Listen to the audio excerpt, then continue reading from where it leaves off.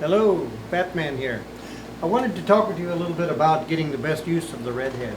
Periodically I visit the OR and I see some things that need to be addressed. The first thing I want to talk to you about is not taking the lid off. I visited an OR recently and the first thing the nurse did was jerk the lid off.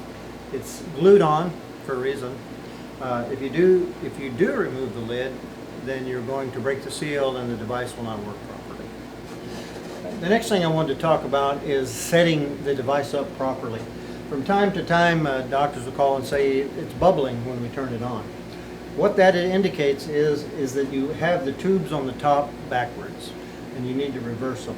I'm going to show you what happens when the tube is backwards. I'll turn on the machine and you'll notice the violent bubbling. What this indicates is that you're drawing fluid through the wrong port, the evac port. What happens, you'll be pulling fat down into the chamber and likely will clog the device. To fix this, you simply turn off the machine and reverse the manifold.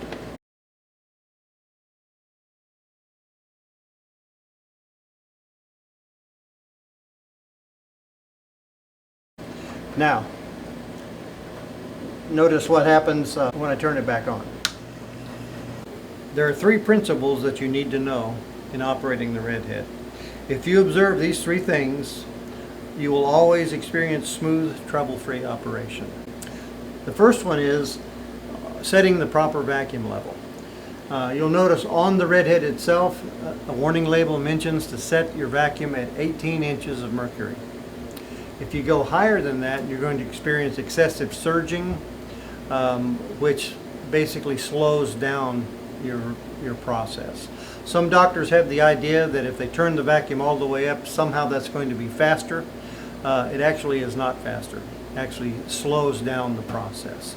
I wanted to take a second and just show you how to properly set the vacuum. Take your lipo tubing and crimp it closed. Next, turn on your vacuum and bring your vacuum level up to the desired level, which is 18 inches. That's all it takes.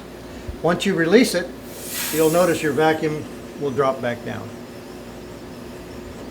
The second principle to keep in mind is to never overfill the canister. Never go past the stop indicator and observe the warning label. It says the same thing.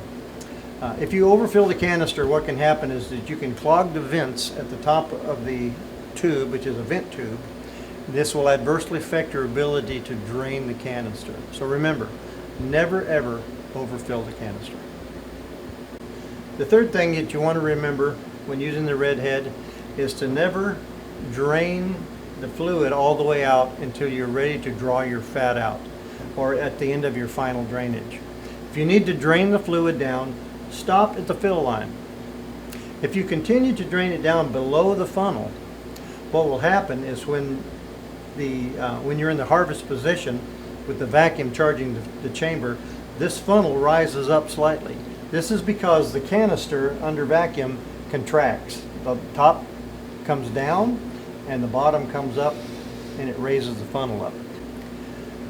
Keeping your fluid up will keep your fat up above the funnel, the top of the funnel, and will prevent it from escaping into the bilge. So remember, never drain it all the way down until you are done harvesting and you're ready to extract your fat through the port.